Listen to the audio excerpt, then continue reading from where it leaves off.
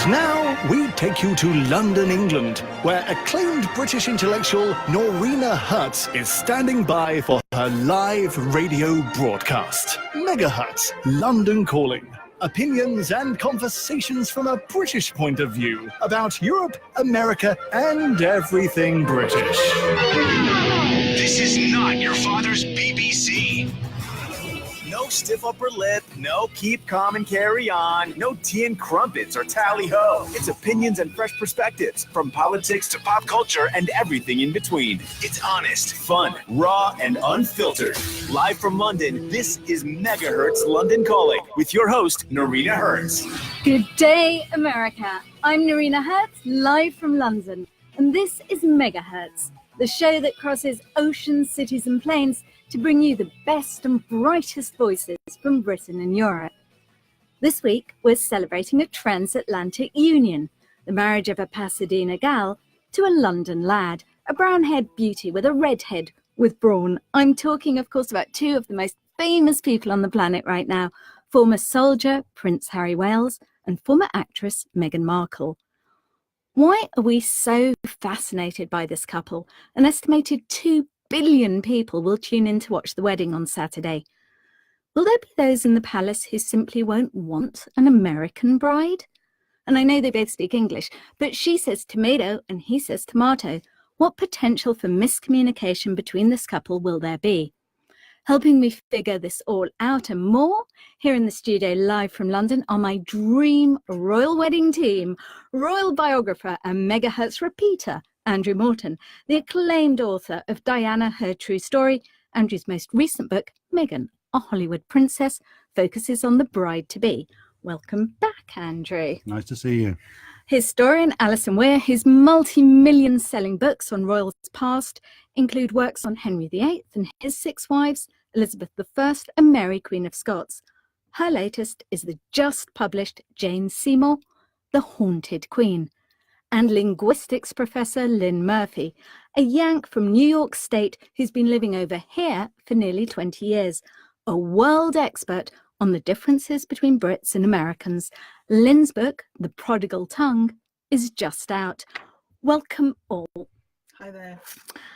Weddings, of course, is the main theme of today's show. And I've actually just come back from the wedding of a friend of mine in upstate New York. It was a really beautiful wedding, a British guy marrying an American woman. And the wedding was really perfect. And as I was in this perfect wedding, I started thinking about those less than perfect weddings we've either been at or know about, the one where the uncle makes a pass at the bridesmaid, or the one where the groom is still really hungover or even drunk.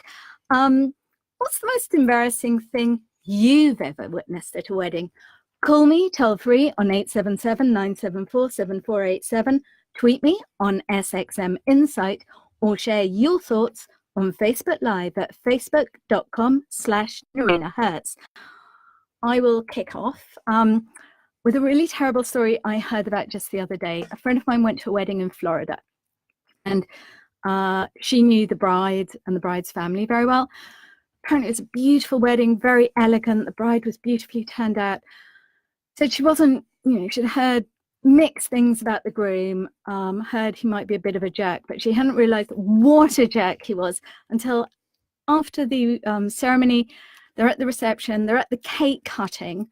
They cut the cake, and the groom reaches out, takes a huge handful of cake and smushes it in the bride's face. Oh, no. God.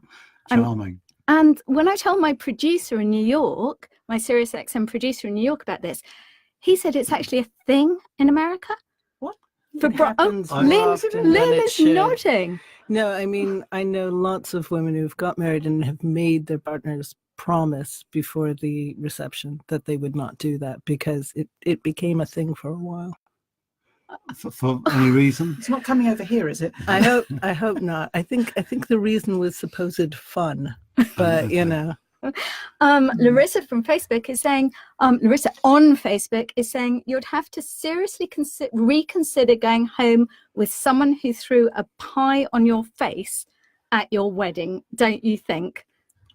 Alison? She's got a point. Absolutely. Got a point. Andrew, have you got an embarrassing Well, I'm wedding story to share?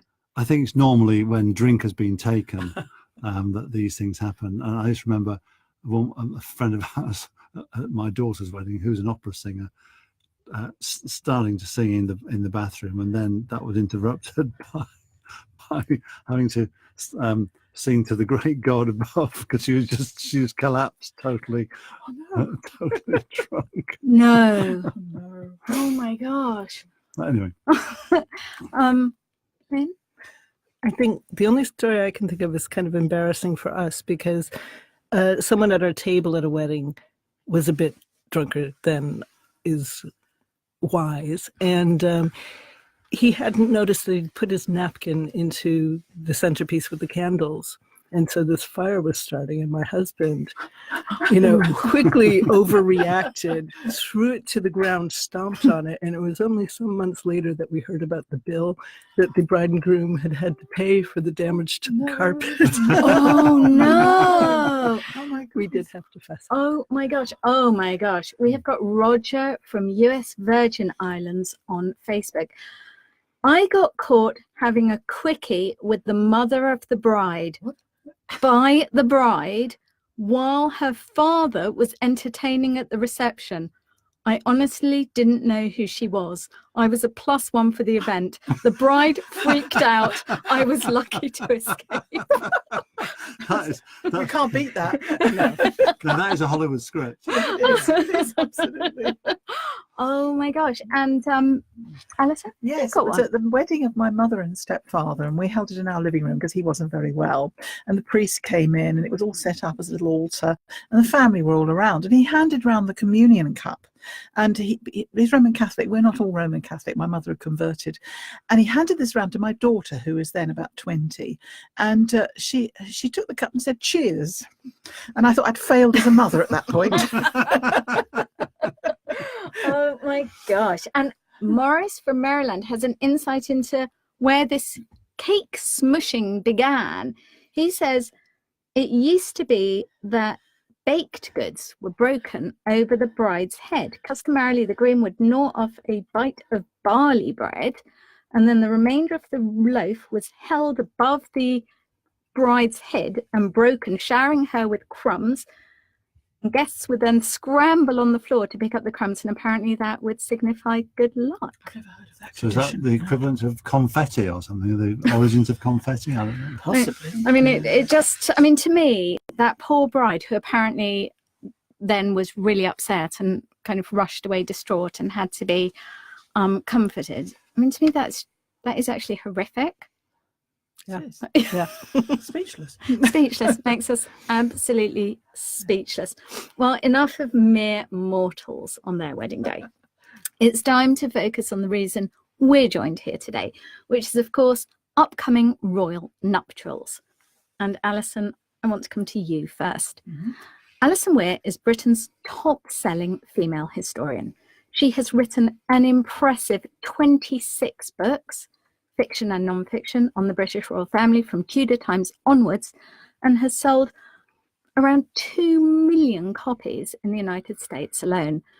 Her latest book is Jane Seymour, The Haunted Queen. Now, Alison, what are your plans for the wedding? Presumably, are you going to watch it? I had planned to watch it at home with my mother and have a bit of a wedding fest, because she loves anything to do with the royals, and so do I, actually.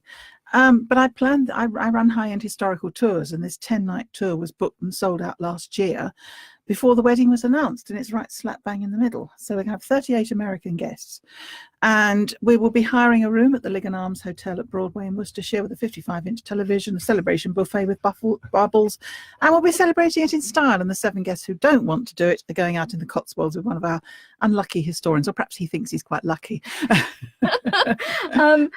You're properly excited about it, though. I am, Yeah. yes, I am.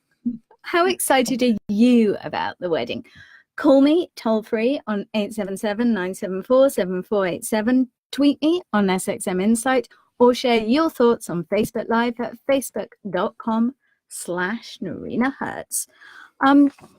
Alison, what I'm interested in starting with you is really getting a sense of the historical context, because It seems like the country's gone Meghan and Harry crazy. Well, it has, absolutely. And we see this a lot with modern royal weddings. But go back in time, go beyond Queen Victoria in 1840, and royal weddings take place in private. You've got to go back to the Tudor period, to 1554, when Mary I married Philip of Spain in a great ceremony in Winchester Cathedral. And then, if you go back to Henry VIII, all his weddings take place in private. The one to Anne Boleyn was so secret, no one's, even today, people debate the date of it. And then, but you go back to 1501 to this wedding of his older brother, Arthur, Prince of Wales, with his Henry's first wife, Catherine of Aragon. And it's at St. Paul's Cathedral. And there are echoes of the wedding of Charles and Diana in 1981. On the very same spot. So what happened? Why did it go from really private to did you say it was in Queen Victoria when it became a big deal? Queen Victoria, yes, that's right. She was the one who decided it. She popularised the fashion for marrying in white, and she went in procession, and there was a lot of public interest. There were souvenirs. We see the beginning of the royal wedding as we know it at that time. And it's funny because as the monarchy has lost power and become more constitutional, so we want bigger and bigger shows from them. And with the growth of media, we expect not just to be guests at the wedding, we want to know every single detail. Yeah, I mean, there's such an obsession about what royals wear, for example. Absolutely. Is that a modern thing? Not necessarily. Oh, no, because you go back to the Middle Ages and Tudor times, and you'll see chroniclers documenting what the bride wore and what the groom wore, actually, more to the point sometimes, particularly if it's Henry VIII, they reconstructed Mary Tudor's wedding dress from written descriptions. Oh, they were so precise. I was actually on a website whilst researching Meghan's Mirror. Have you seen anyone come across this? This is a website where you can buy anything Meghan. You can buy anything Meghan. Even a nose job. If you wish. Oh, she had a nose job? A friend of, because she's got such a lovely nose. Yeah. That friend of mine who's a plastic surgeon has been approached for doing. Can you do me a Meghan? And he's not the only one. Goodness. Oh my gosh, Lynne, you're the American in the room. Why is America so interested? Because when I was at that wedding in upstate New York, I mean, everyone was asking me about it. Well, it's something that Americans don't have, and it's that, princess fairy tale sort of castles and palaces, stuff that Americans don't get to experience on any kind of daily basis. So it is an area for fantasy. And do we need more fancy in these rather dark and depressing times? Perhaps we do, but I don't think it's really any much more now with an American princess than it has been in other recent weddings. No, I don't think it has. People were really mad about Kate and Diana before that, and I think this one is different in the sense that it's got a truly international appeal. I mean, the others were more state. I mean, remember William and Catherine are going to be king and queen. Yeah. Harry's sixth in line to the throne. Yeah. Meghan's going to have no real constitutional role. But what I've found fascinating is that if he was just marrying some nice girl from the Shires. The Shires is a British kind of countryside. Yes. From a county girl, yes. You wouldn't have the same kind of interest. You've got journalists from China, Poland, Chile, Brazil, all around the world congregating on Windsor for this weekend. I found it astonishing. Well, there's going to be 100,000 people will be lining the streets apparently in Windsor. My goodness. I want to talk about the fact that this definitely seems to be a marriage of love. How unusual is that when it comes to royal weddings? It is unusual because if you go back to medieval Tudor times and you look at the attitudes of the English aristocracy, marrying for love was akin to insanity. You married for policy, and you didn't let love. Love was supposed to come after marriage, and it was your duty to love your spouse. So it's a rather different context. Did love come typically? Yes, it did quite often. Yes, you do see very successful royal marriages. You also see some horrors, of course. And sometimes people were married very young. A princess might be brought up from a foreign kingdom, and she would see her bridegroom a day or so before the wedding, if she was lucky. And these strangers, who are often quite young, had to get it together quite quickly. Larissa from Facebook has a question for you, Alison. She wants to know, when did spouses stop being chosen for royals. In the 20th century. I mean, go back to 1922. You probably know about this, Andrew. When the Mary Princess Royal, the daughter of George V, was in love with an aristocrat, and the king put an absolute stop to it and married her to a very wealthy Earl of Harwood, and she was forced into this. So we remember up until 1917, under Queen Victoria and subsequently Edward VII, you had to marry a German prince or a German princess. You did, from the Almanach de Gotha. And yes, they had to exactly. be Protestants. And Really? obviously it was only the First World War that changed that, and also Yes. changed the name to Windsor from Saxe, Coburg and Gotha. Yeah, that's right. And even when Prince Charles was doing the rounds of the shires, he always used to say he's not looking for love. If he gets love, that'd be great, but he's looking for a companion to help him in his duties. So he's very old-fashioned in that. He wasn't. He was following, the royal tradition. He was, absolutely. Can we talk about the fact that, from a historical context, of Meghan being divorced? Yes, I mean, go back to the 1930s, of course. We're back with Edward and Mrs. Simpson, another American divorcee, and the furor that caused, and Edward had to abdicate. Andrew, you've written a book on Mrs. Simpson. Well, in that so case, please your chip in here. call. The last American divorcee. She's the last American who obviously married Edward VIII, and I'm sure that as Meghan Markle walks down the aisle on Saturday, I urge you to listen carefully, because you'll hear the sound of spinning from Frogmore, which is in the grounds of Windsor Castle. Yes. This is where the Duke and the Duchess of Windsor are buried, and they'll be spinning in horror at the fact that Meghan Markle, a divorcee, someone whose ancestry is from the slave side of America, Wallace is from a family who were slave owners. Oh gosh. Yeah. And are they similar? Are there similarities between Wallace and Meghan? Well, they were both great networkers. In Wallace's day, she would have the KT, a cocktail party, and introduce herself to diplomats, journalists, government officials, like von Ribbentrop, the German ambassador. And Meghan Markle's modern day, she's used the internet to start her own blog and to do and to network in that way. So there's that kind of similarity. Both interested in fashion, and the symbolism of fashion. Both very different insofar as Meghan is kind of interested in giving back. Wallace was interested in what she could get. Gosh. I don't understand. I mean, when I think about this, I don't understand why divorce, though, has typically been such a big deal. Because when I think back to my history lessons, Henry VIII, so this is where I'm going to ask you a question. Henry VIII was the King of England. He broke away from the Catholic Church. He founded the Church of England so that he could have his marriage annulled. He was never divorced. And with the marriage is annulled, that means it was never valid in the first place. So as far as Henry was concerned, he had only 2 wives. Even though he had 6? Yes. What, exactly. So did he keep annulling them, not divorcing them? He did annul them, and one died, and one was disgraced and was stripped of her title of queen. So he considered, we're not talking about divorce here. Divorce was done by Act of Parliament then. It was very rare, very expensive.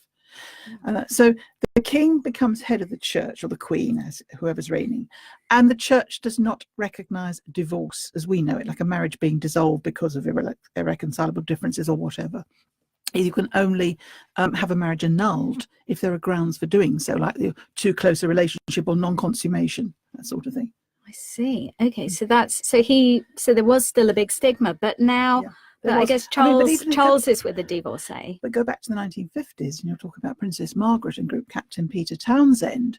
And so this is the Queen's sister. Well, there's this big myth. She was madly in love with. Well, she was to start with, and then they had a 2-year separation. And then the Queen wouldn't let her marry him because he was the evidence divorced. now shows that after those 2 years, she'd fallen out of love, so the renunciation wasn't so difficult after all. It does show you the waning of the influence of the Church of England. Oh, it does. It does. Yeah. And which is one of the pillars of the monarchy. So the very fact that Prince Charles, our future king, can marry, who's divorced himself, can marry a divorcee, and nobody really bats an eyelid and there are no homilies from pulpits saying that this is disgraceful. But the Which church shows has it now shows changed how- its view, how- hasn't Would it? she be able Before to that be wedding. queen? Do you think the country would allow Camilla to be? Well, she will be queen Queen. constitutionally. Yeah. Make an act of But parliament have for the her not title. to be queen. Okay, She might not use the title, but she will be queen. okay. She's Princess of Wales, but she doesn't use the title. Oh, yeah, you wouldn't want to I don't use know. that. Life at court. So Meghan's entering this very archaic world with bizarre rules, protocols, and behaviours. I mean, I've been fortunate enough to have been invited to a few things over the years at Buckingham Palace or at Kensington Palace, and it's pretty It's formal. It's pretty formal, isn't it? Ritualised. I'll tell you a quick story. A friend of mine went to Balmoral, and she came back into the drawing room after hard days, tramping across the heather. The Queen Mother, Princess Margaret's there, and she makes her obeisances to them, and then gets a drink and plonks herself down in a chair, and they all kind of looked at her with horror. Don't sit there. That's Queen Victoria's chair. Nobody ever sits there. Oh my gosh! Oh my And so gosh! she got up rather quicker than a scalded cat. So back to what you're saying, there are rules that are never spoken about. I mean, like, for example, it makes me smile that, say, Sandringham at Christmas, Meghan would be there all bright-eyed in California and announce to the assembled throng, "Oh, I've just finished off the jigsaw. Isn't that great?" And then they'd look at her with horror. And of course, the Queen is the one who finishes off the jigsaw. Oh my gosh! So there's so much for her to learn. And there are all these, because when I think about history and what I know about royals in past, the courts were always, there were all these different factions as well. There are. I mean, there must be factions in the present court, but we perhaps don't hear so much about them because they are in the court, and it's behind palace walls. But it's the role that Meghan is going to be called upon to play, which is essentially medieval. She's going to be decorative. She's going to be an adornment to court functions and ceremonial functions.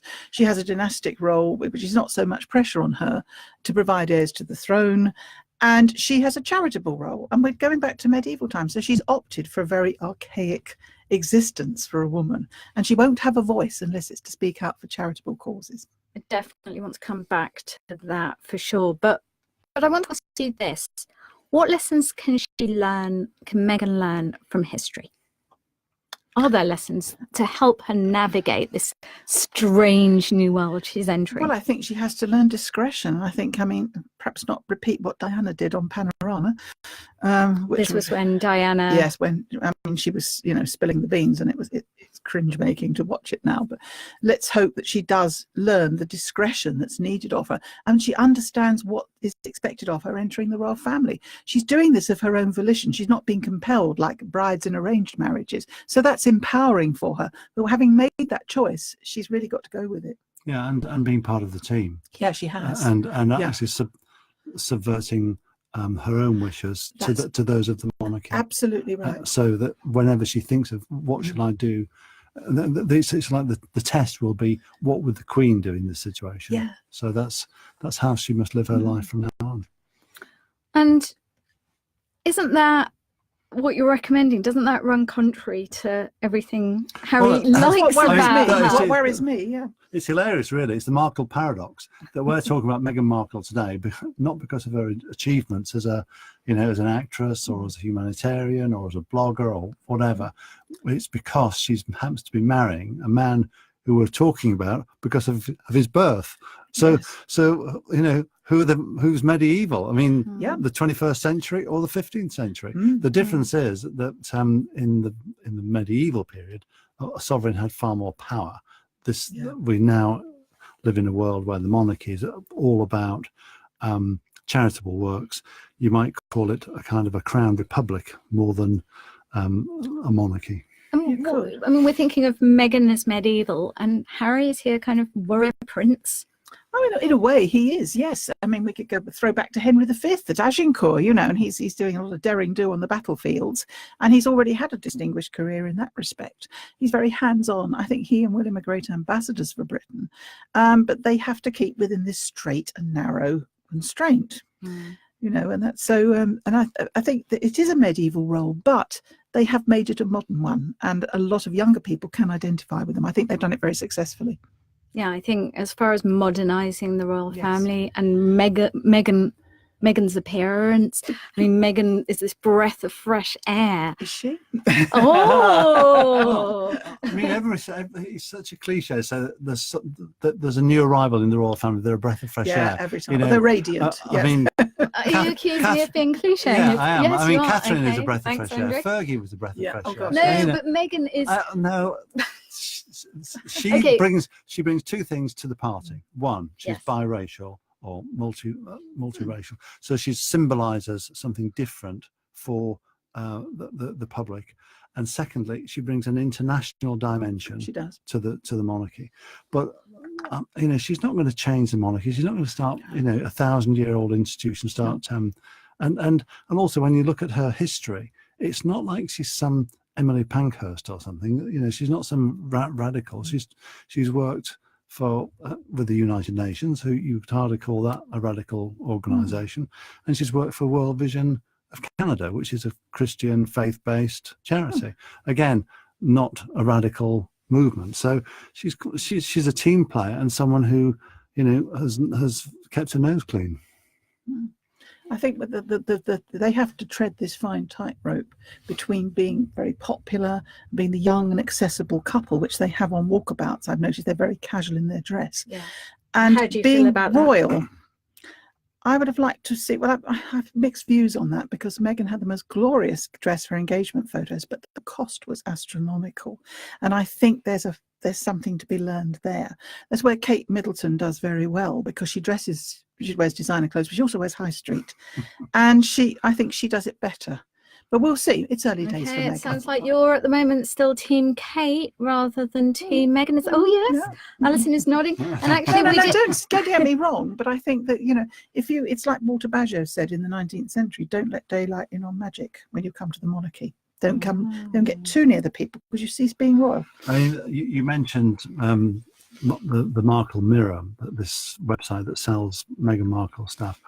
You know, in Diana's day, she would wear designer outfits, and some bored Buckingham Palace official would come out and say, yes, today the princess is wearing mainly red and white, and that would be it. And you might get the designer if you were lucky. Now, fast forward to Catherine and to Meghan. Now it's every single thing they wear.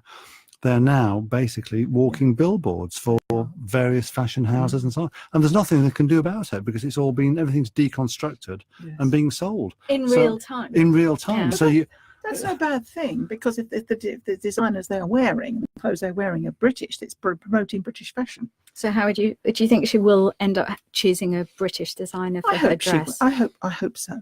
We don't know, do we? I don't know. Oh no, I don't know. I don't know. The smart one is on Ralph and Russo at the moment. Is it right? Yeah, the ones who did the engagement dress. All right. Okay. So- All right. We heard it here first. We did. Yeah. Or second. Well, I just want to clarify this because it's confusing. Meghan is going to be a princess, but she's not going to be called princess. She will be, Her because he's title- Prince Henry of Wales. His Okay. proper title. She would be Princess Henry of Wales, unless on the wedding day, which often happens, the Queen bestows on him an earldom or a dukedom, and then she'll become Her Royal Highness the Duchess or the Countess of whatever. But can we call her Princess Meghan? I bet Prince Diana was called Princess Yeah, Diana when Diana. she should have been the Princess Diana, Princess. You She know, was Her Royal called Lady Highness. Diana. Lady Di. She by was the Lady French. for ages. Lady She was Di. called that, wasn't she? Yeah. Okay, so she will be a princess. We People can call her colloquially- princess. People will colloquially call her Princess Meghan, I'm sure.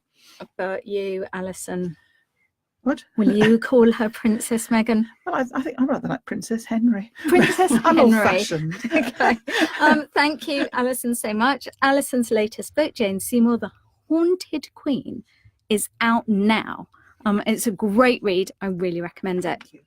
So, from history to Hollywood. I'm intrigued to get to know more about who Meghan Markle really is. So I'm delighted that Andrew Morton is back with us today here at MegaHertz HQ live in London. Andrew is, of course, the biographer who enabled Princess Diana to tell her true story, a multi-million selling author who most recently has written a fascinating book on Meghan Markle, Meghan, a Hollywood Princess. So, Andrew, Meghan, relatively suddenly burst onto the scene. You had to get this book written pretty fast, I assume. How did you go about researching it? Well, bizarrely and quite flukily, I live in a place called Pasadena, which is on the outskirts of LA. It's near downtown LA, and it's where Meghan, it's where her drama teachers live. It's where her old boyfriends live. One of them sold the house opposite where I live. It's where she performed at school concerts. And I was stopped on one occasion by a neighbour who said, "Go and see Edmund. He's got a story to tell you." And he runs a place called the Cottage, Rose Cottage, which is a cafe for all things English.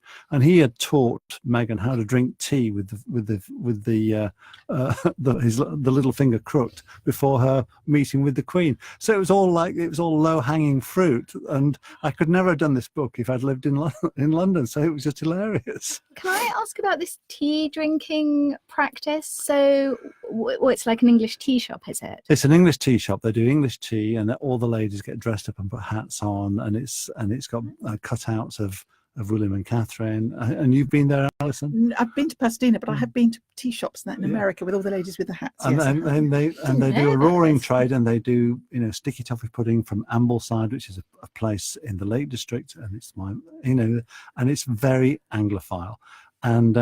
And Meghan went there with a few friends and was served afternoon tea, as she was later on when in October last year she went with Harry to Buckingham Palace for the real thing. She'd done her trial run, done her rehearsal, and then she meets the Queen plus corgis for the once over from Her Majesty.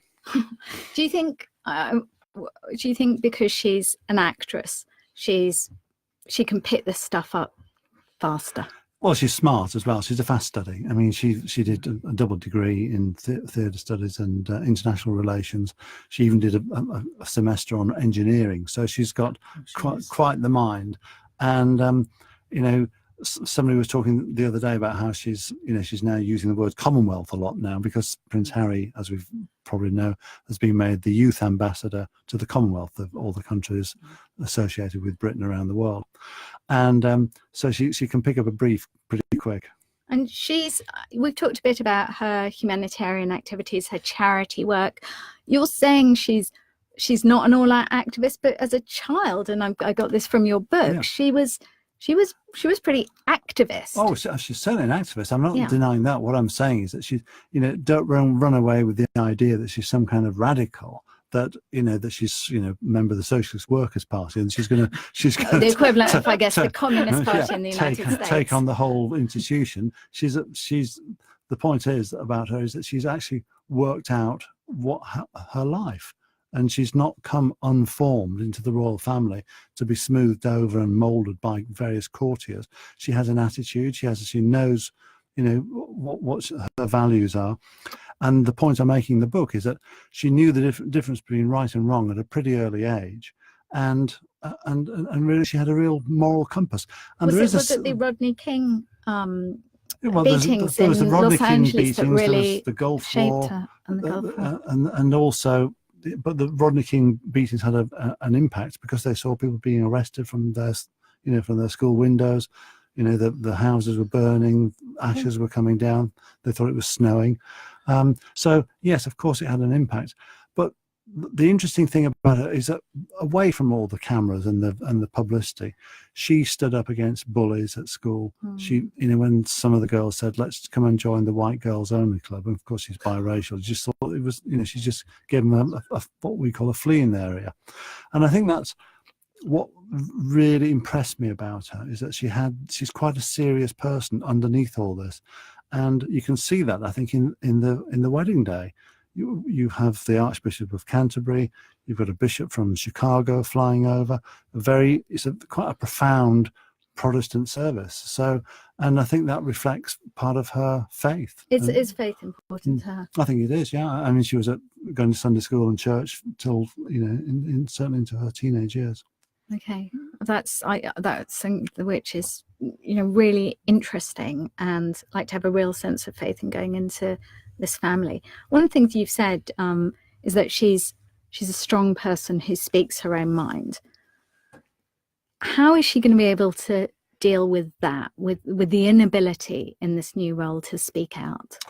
Well, I think that eventually they will find a way, because I mean, you know, it's not like Diana didn't speak out. She took on controversial issues like AIDS, like landmines, controversial with a small c, not political with a big P, not party political. And so Meghan's going to be able to take on, you know, women's issues, which is something she's focused on, gender equality. So she'll be able to make speeches about that, and she will, you know, they'll be intelligent, they'll be eloquent, but they don't necessarily have to be party political. The whole thing about being a royal is that you're above that. You can encourage debate in areas where there is no debate. But how can this, we talk about that she'll be able to champion women's issues. How is this self-avowed feminist who has spoken at the United Nations on gender equality, how is she going to be able to reconcile that with some of the some of the royal family desires? Is she have I got this right? She will have to curtsy to the Queen and to Kate and to Kate as well. She will. Even in Alison, even in private. Well, I gather they do curtsy when they first see the Queen, and then after that it's more relaxed. Yes, is that right, Andrew? You are right. I mean, it does make me smile at the idea of Meghan Markle having to curtsy to Catherine every day of her life when she's going to put out the milk bottles at 10 o'clock at night, because they're going to live next door to each other at Kensington Palace, and it's going to be quite the hive of royal activity. Lynne, what do you think of a feminist having to curtsy to another woman? Or is it better than curtsying to a man, I guess? Yeah, I'm not sure that's a feminist issue. It's definitely sort of a class issue, which is something that's more unfamiliar to Americans. We certainly have social class in a big way, but we try very hard not to mark it. And so in Britain, social class is marked a little bit more explicitly, and that will be something to get used to. This is all fascinating stuff. We're going to take a short break. When we come back, I'm going to be asking Andrew more about Meghan, and actually coming back to one of your points about Diana and how similar she is to Diana. But I want to hear from you too. How do you feel about having an American princess? Call me toll free on 877-974-7487, tweet me on SXM Insight, or share your thoughts on Facebook Live at facebook.com/NoreenaHertz.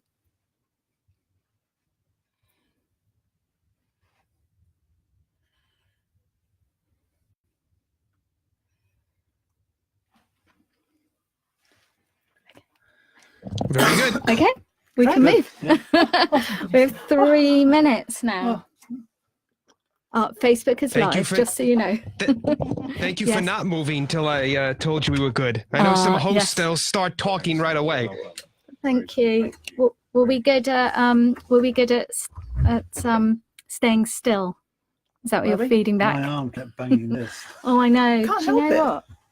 I know. We should try and can we move? Is there anything we can do so that Andrew isn't hobbled by this? Let's see if somebody can come in. No, I know. Me too. Get it. Do you still need this? Yes. I need it for that is the problem. But we can move it there maybe. Yeah. Yeah. Okay, so we got that. So Diana. Fine. All is here. Thank you all. It's been so great fun. interesting so far. Relaxed too. So it was Queen Victoria. I wrote a piece for the Globe and Mail, and I put Queen Mary. For what? For when the Don't sit in that chair. I thought it was Queen Victoria. Well, I mean, I'm sure it's Queen Victoria. I'm going to bow to your judgment. Gosh, well, I think it is. I think you That's what I read. because it's in the first sentence. So No. 2 minutes. it's all right. I can. You can change I can change it. Yeah. Yeah, I'll just do it tomorrow. No, I'm sure. Why don't you come in and sorry, if you come in and chat to It was me. Diana's friend Carolyn Bartholomew who told me the story. Do you know that story? I do know the story. Yes. Oh, yes, right. Yeah. I don't know where I read it. I've read it twice somewhere. Oh, I know. In my book. It's in your, yeah, of course it's in your book. Yeah. It's a rather damn. Was it in the original book? I think so. It I've must have been. I've got 2 editions of your book on Diana. I don't even have my original book. Really? You No. don't? Why? No. Just giving them all away. Really? Charities Oh, I always and keep stuff. one. I like to keep Yeah. one. Yeah. Do you? Yeah. I like to. But, The trouble is oh, they take up too much space now with different editions. yeah. It's when it's how many do you keep 1 when they minute. send you a French edition or a Polish edition or something like that? I like to have one of each. I'm funny like that. I've got a lockup full of these damn things. So many of them. That's the trouble. Still can't track down one or two. You get these foreign contracts and they don't send you the books. I'd really like to see them.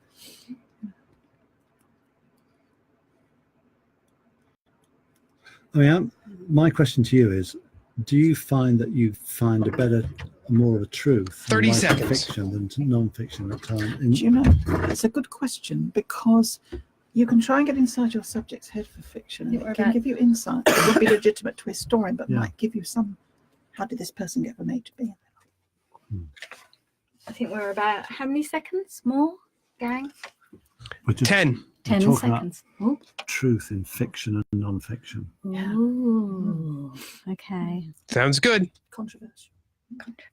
All right, I want to come back to that.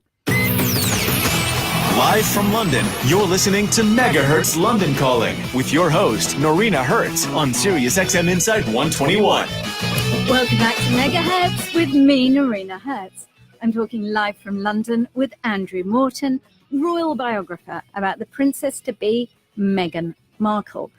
So, Diana, you've also written the seminal biography of Diana, a book in which she, via intermediaries, shared with you her fears, hopes, the reality of her life.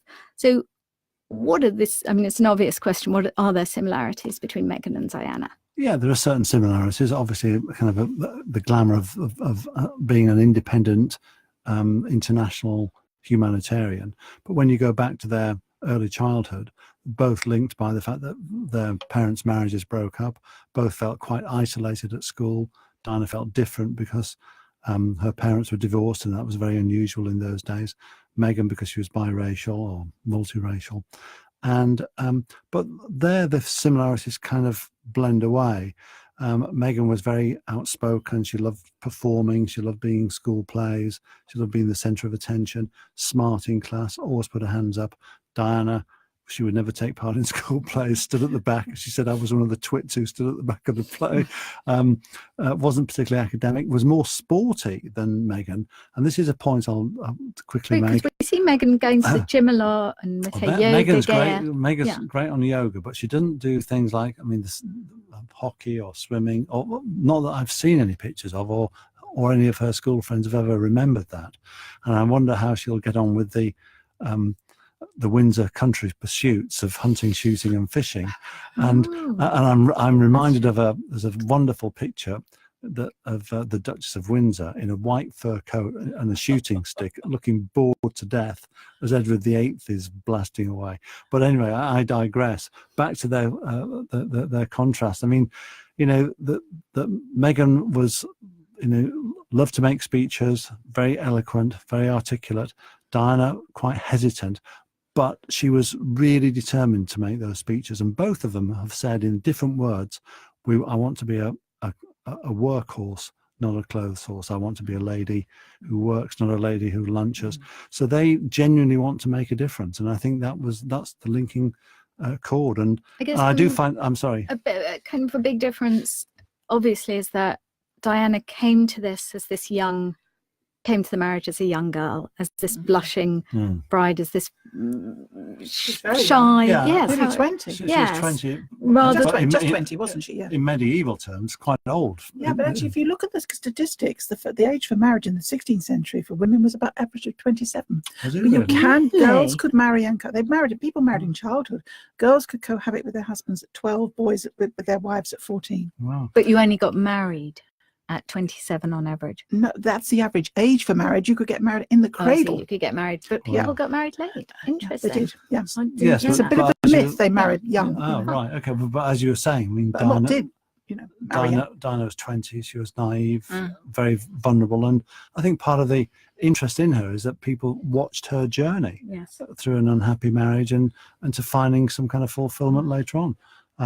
Meghan, of course, arrives age 36, the same year that Dinah died, having led a fairly full and interesting life. Now, this is a woman who's used to her independence. She's used to earning money. I mean, in your book, I learned that at the age of 13, she was working in frozen yogurt stores.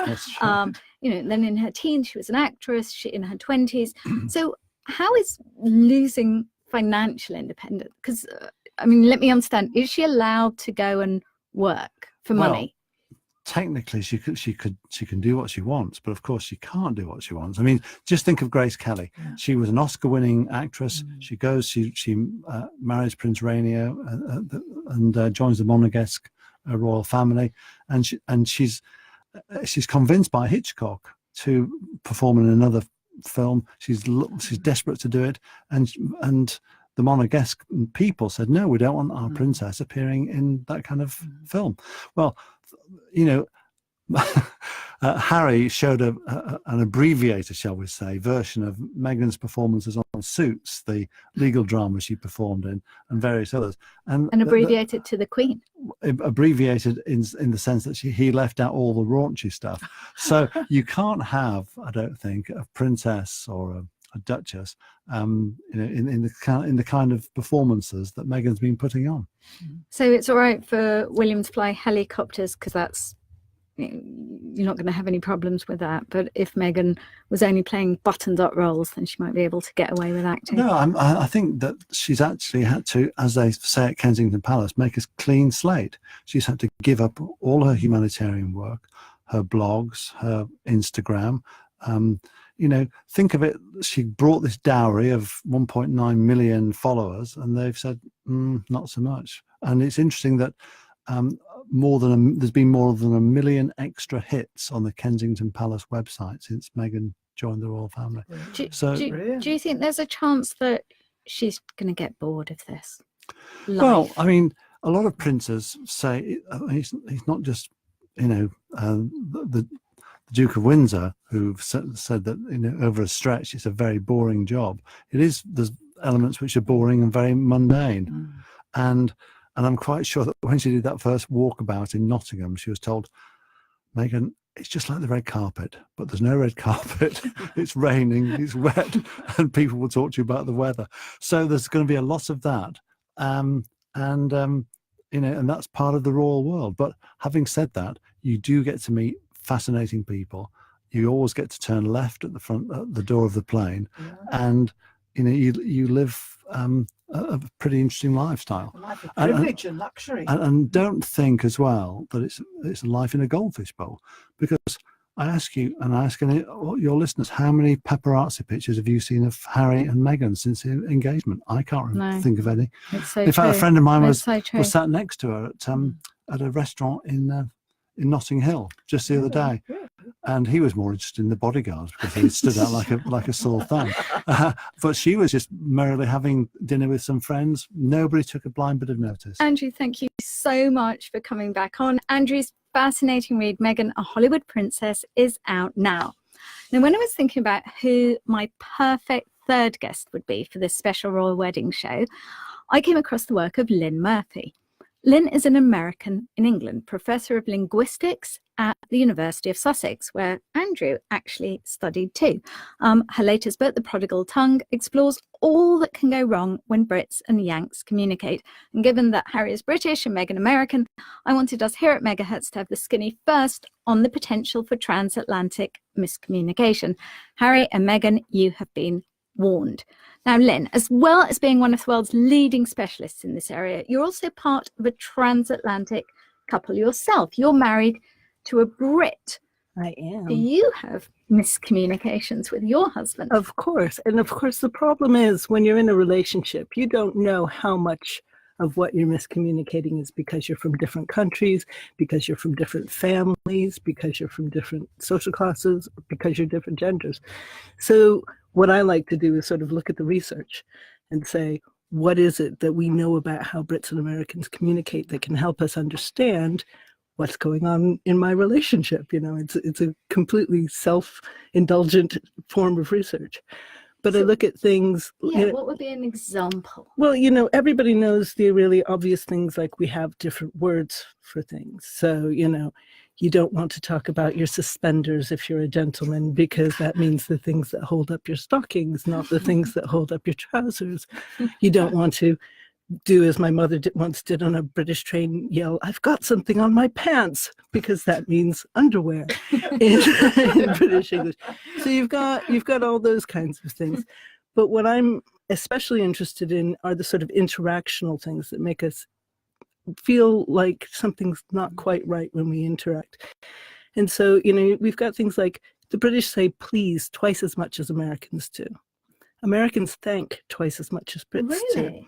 Yeah, so we've got these things, and it's not that one's being more polite than the other. It's that we use these words to signal slightly different things.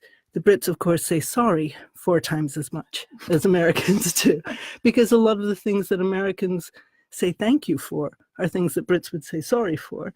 So you've got those kinds of things. And when somebody's saying sorry to you, where you would have said thank you, you can feel like something's not quite equal in your relationship, like something's not quite comfortable in your relationship. So being aware of those kinds of things can help. And why? So we're not politer as Brits, because I think we sometimes think of ourselves as being and the Americans think of Brits as being politer too. But as I said, when my mother would come over and people would shove her in the underground trains, she'd say, "But I thought the English were supposed to be polite." What Americans consider to be polite is often friendliness. I see. But what we're talking about when we talk about politeness in this sense is saying certain words in certain orders. And those two things are in conflict sometimes in these kinds of relationships. I find that there's a real different email etiquette between Americans and Brits. Have you noticed that, Alison? Well, I've noticed in business, and my cousin works for a multinational company with a chairman in America. They're much more abrupt. American emails, very peremptory, I find, and very different from here. Yeah, you're never referred to by your name. It's the author, so you feel diminished. But Lynne, maybe that's not intended. Are we picking, these anecdotes from our own experiences? Is that actually the case? This is something that my colleague and I study, is business emails in the two places. And British emails do have longer strings of words that you see again and again in different emails. So things like, "please find attached," you find 10 times as much in British emails as in American, because the Americans will just say, "Here's the document," So there are all those kinds of things. Please, or could you please, is something that you see a lot more in British emails than in American emails. So, these sort of stretches of words that you're expecting to see in order to feel like you've been treated politely aren't there, not because the other person doesn't want to be polite, but because being immediate and treating you without deference is the way to be polite in America. Wow, that's the sort of thing that Meghan, but these are the sorts of nuances that Meghan's going to need to navigate. And then, of course, she doesn't only have the challenge of British English and the general nuances, but she's also got this upper class vernacular, an upper class world that she has to navigate. Is that? She has non-you. Very steep learning curve. In Britain, you learn to define somebody, say, for example, by the type of shoes they're wearing. Yeah.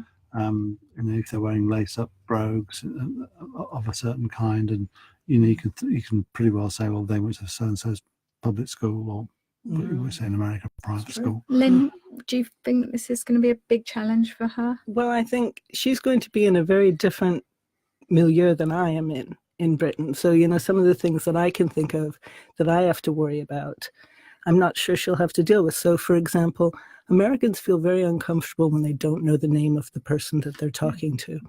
And so when Americans meet other people, they will immediately say, "Hi, I'm Lynne. What's your name?" And if their name's Lynne, but otherwise that would be really weird. Otherwise that would be really weird.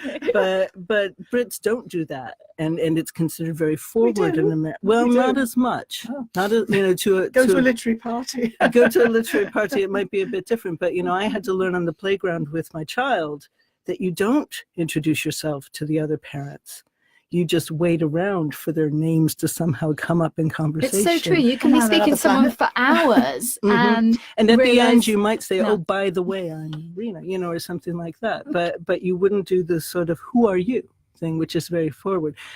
But you know, Meghan's going to be in a situation where everybody's going to know who she is. She's never going to have to introduce herself. The point that you made, Andrew, we're kind of very attuned in this country to seeing these subtle class differences, for example, whether it's the shoes we wear, but also from accents. We can hear accents really well. I mean, she's never been to these places. Did I get right from your research that Americans don't hear accents as well as we do? I would say Americans are much less attuned to it. I have a very hard time with accents. I have to have my husband is an accent translator because we are not trained from a young age to hear the differences between people. And it's not that there aren't differences in America. It's that we're not looking for that immediately to be the thing that we classify people on the basis of. So I do think that British people are much more attuned to that. And I think that would be very hard to pick up. It would be interesting to come back in 5 years' time and see if Meghan's voice has changed. And because I've got some tapes of the Duchess of Windsor talking. Of course, she was the girl from Baltimore, but she sounds very upper crust British by the end, by the 1950s. I'm sure, especially because she's an actress, kind of a draw. She might easily pick that up. Lynne Murphy, thank you so much for your awesome insights, and thanks again to my other stellar guests, Andrew Morton and Alison Weir. Thank you. For more of their expertise, check out Lynne Murphy's book, The Prodigal Tongue, Alison Weir's Jane Seymour, The Haunted Queen, and Andrew Morton's Meghan, A Hollywood Princess. I hope you have enjoyed this marriage of true minds on today's MegaHertz Royal Wedding Special. I'm Noreena Hertz, and it's been my pleasure to conduct the ceremony.